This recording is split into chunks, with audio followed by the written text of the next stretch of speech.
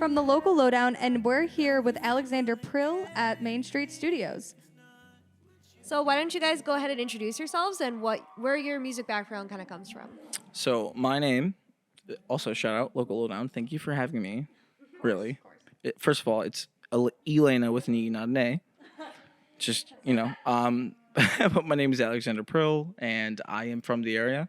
My music background, I just do everything and anything I could get my hands on when it comes to music.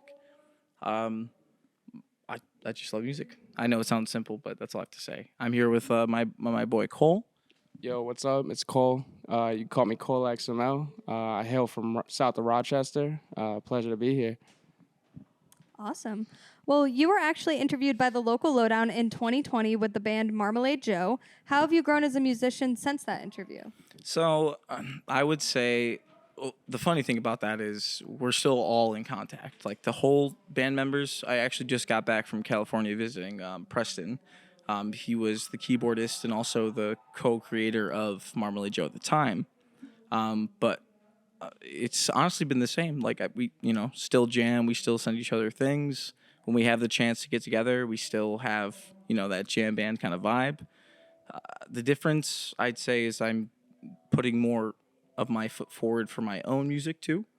But honestly, that was one of the best musical times in my life, really. So your Instagram bio states, acting is behaving truthfully under imaginary circumstances. What does this mean to you, and how does it apply to your music? So the actual definition of acting is that, truthfully under imaginary circumstances. So that's just honestly a day-to-day for most people is, big corporation, they have to fudge things a little bit, your day-to-day life with parentals and your guardians and your siblings and just people in general. We all show face for just different things at different times. And I don't think it's necessarily always a bad thing because people love movies, but life is just acting in general. Well, you have worked with Beansky on your album Will It. Tell us what the process was like working with him. All right, so actually, Beansky, a.k.a. Little Bean, a.k.a. Bean Boy, is my little brother. And he was trying to be here tonight, but, he's also, a grown-up now, has his own, so I never hate on him for his dispositions, which is fine. But it's such an easy process with my brother. It's literally just, find a beat, make a beat, have other artists around the area who co-collab, write down lyrics, and it just goes.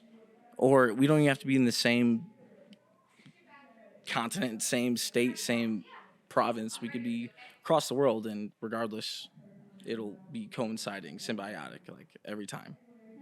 Well, that's good to hear, and to kind of add on to that a little bit, the shift in the middle of the song Will It was super cool.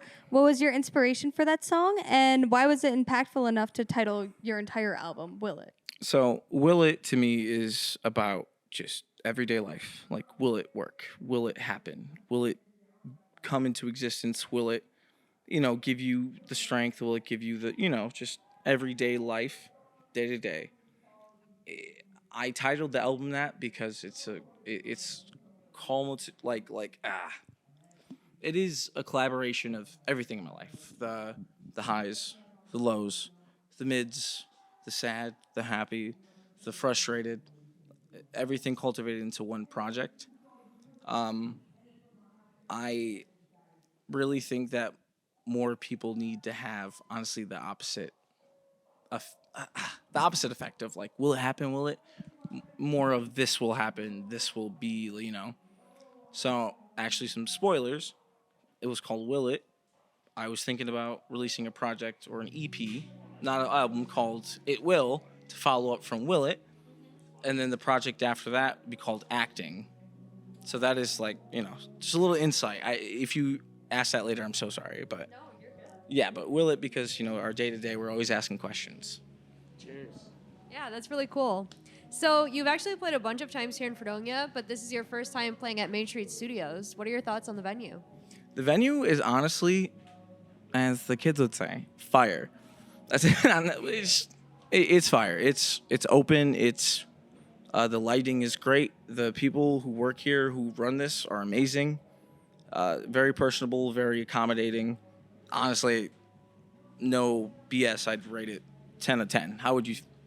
If I can say, you guys have really upgraded like the way it looks now. First time I came here was like 6 or 7 years ago. It was like, not a warehouse, but the closest thing to it. And you guys have really, popped out and made it look like a full, professional venue. It looks great.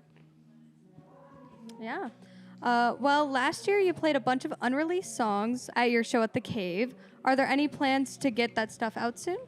Yeah. So tonight the same songs from the Cave tonight would be Mountain, which was my last piece of the set. Clouds, which was the one where I had him come on for the actual written verse. And then, actually, I think that's it. So everything else has been new besides those 2-3 songs. Oh, wow.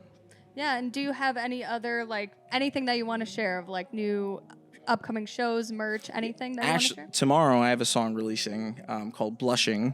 Oh, the song I did tonight. It's, You'll take the pain on away. That one that I started.